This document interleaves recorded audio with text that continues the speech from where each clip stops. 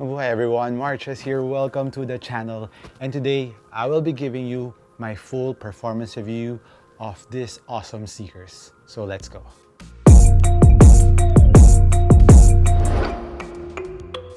So before we start with this performance review, I would just like to inform you guys. So if you haven't subscribed yet in this channel, please do so and like this video afterwards, and it will really go a long way. So right in front of me, if you are not too familiar with this ones, this is the Brandblack Rare Metal 2. And if you're not familiar with Brandblack, the brand, it is a US or Los Angeles based company. They have been doing basketball sneakers. They're actually an independent company. And the Rare Metal ones was one of my favorites back then. I really like how it plays.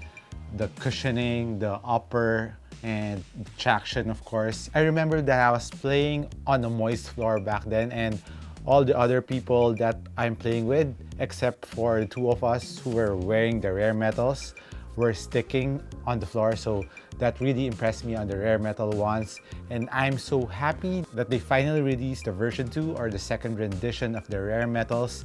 And they made a lot of awesome improvements on the Rare Metal 2s. So I actually talked about the materials on the Rare Metal 2s, but I was looking at their website and I got the full specific details of the materials. So the upper of the Rare Metal 2s are made out of 4-layered fused materials. Of course, a part of the upper is the ultralight military grade ripstop. The name itself goes to say how durable the upper is, and it's fused all over from all sides of the ripstop material. And another featured layer is the high abrasion color shift toe wrap, which gives you this iridescent look to this colorway. And on the other colorway, they have a silver ones and the other is a white. And I like how the wrap looks on this colorway because it gives you that iridescent look for the upper. So it gives you a different touch. It's not just pure creamy white upper, but gives you a different color on different angles of the sneaker. So that, I think, is a new innovation for the Rare Metal 2s. And on the edges of the Rare Metal 2s is another fuse for support and durability. And for the upper, I would say for the 4 layers, they really fuse it up and really press it to make it really thin. And I would say it's one of the thinnest and most supportive upper that I've ever played. I was really impressed with the upper of the Rare Metal 2s given how thin it is. And don't worry about the forefoot area or the upper part of your foot where it touches the upper. So it is comfortable. It has an inner textile layer for added comfort. So the ripstop, which is known to be rigid, won't scratch on your foot. And the tongue on the Rare Metal 2s are high density perforated foam. So they really press it too, and it's perforated for added ventilation. The foam is thin but still very comfortable, and it won't give you skin abrasion at the same time. It's very comfortable. As for the lacing system, the tongue is also stitched on the sidewall so that it won't move wherever. And as for the lacing system, it has a traditional lacing system where you can easily adjust, and the laces are kind of wax, so it won't easily move, and it's actually hard to adjust. So you really have to pull it, and it won't go anywhere, so you won't have any problems getting your laces loose while you're playing. The laces became softer over time the more that I used them, because initially it was really stiff, now it's broken in, and now it became easier to adjust. Now let's move on to the heel part of the Rare Metal 2s, which I was really impressed too, because I was initially having doubts that the heel part is very low. So I was kind of skeptical about heel support and lockdown. But after playing with them, I would say you will still get the heel support and ankle mobility with this really low cut sneaker. At the same time, there's no heel slippage, which I was really impressed with. But if you want to add extra more ankle protection, you have to use until the last lace loop, like what I've discussed in my unboxing of the Rare Metal 2s. You use the last lace loop so the material will touch your ankle bone so that it will give you that extra ankle protection that you will need. The insole is nothing too fancy. There's a strobe board in between the insole and the cushion. And speaking of cushion, they are using Jetlon here, but in a different way. They use the super critical way on the Jetlon cushion of the Rare Metal 2s. And the super critical is a way that where they infuse on the foam, which is Jetlon on the rare metal 2s. They infuse nitrogen to the Jetlon to really make the foam pop, and it goes to a super critical stage that it will give the bounciness and impact protection that you need. And guys, I kid you not, for a very thin slab of Jetlon, you can really feel the bounciness in the forefoot. That's what I am really surprised with this rare metal. You will feel the bounciness even though the cushion is not that thick. So it gives you that court feel and still giving you that bounciness and responsiveness that you need. And as for the heel part cushion, it's a lot thicker compared to the forefoot. So the cushion has a very nice look to it for a very nice heel to toe transition. Plus the heel has a very nice impact protection that you will need, and you will feel that after breaking in the sneaker. At first you won't feel it that much, but once you put the heat on the foam and the material becomes softer, then that's the time you will feel the cushion of the rare metal 2s. And part of the midsole and the outsole of the rare metal 2s is another innovation that Brandblack really pushed and didn't go to the very standard way of making a sneaker. So they knew about this technology and they use it on the rare metal 2s. So they use the technology of the Vibram. So this is the Vibram Wrap Tech. So it's actually a vulcanized, it's kind of like a vulcanized tire. So the rubber, which is also the outsole, wraps until the midsole part of the sneaker. It's actually helping out in the support of the sneaker, laterally, medially, durability in the forefoot because it goes up around the forefoot part.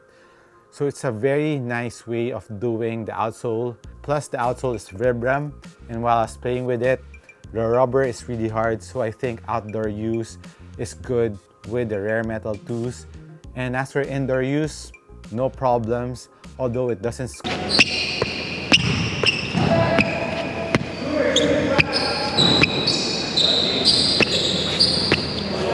that much, but it still grips hard on the floor, which I really like, and it doesn't pick up that much dust because the patterns are widely spaced, so dust pickup is not a problem. Plus this Vibram Wrap Tech, which is light base, it's really thin and it really deducts the weight of the sneaker. So let's weigh the rare metal 2s. Guys, it's just 390 grams. So it's actually one of the lightest sneaker out in the market.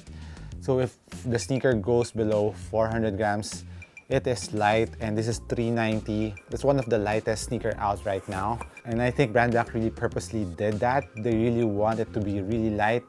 At the same time, still a very supportive sneaker, which has the nice balance to it. It's light, it's supportive. It doesn't look like a basketball sneaker, so nothing bad about basketball sneakers, but you can easily rock this off court and it doesn't look like your ordinary basketball sneaker. So when I was actually using them, every time I played with them, the people that I will play with will ask me, what kind of sneaker is that? So they're asking me if it's a basketball sneaker. So it's a head turner and you can rock them off court. So when you're going out, then you want to play, you can just use one sneaker. As for the sizing of the rare metal 2s, go true to your size. So I'm a regular footer, true to size, but if you're a wide footer, half size up. As for the price of the rare metal 2s, which is the only kind of downside to it, but if you think about the story behind the price, which I explained in the unboxing, since Brandblack is an independent company and they don't have the support, don't have the funds, and they don't have the backer to give them funds, so they cannot produce that much pair yet because they only have this much amount of money, and the cost of the mold of a sneaker is the most expensive part in making a basketball sneaker or any types of sneaker.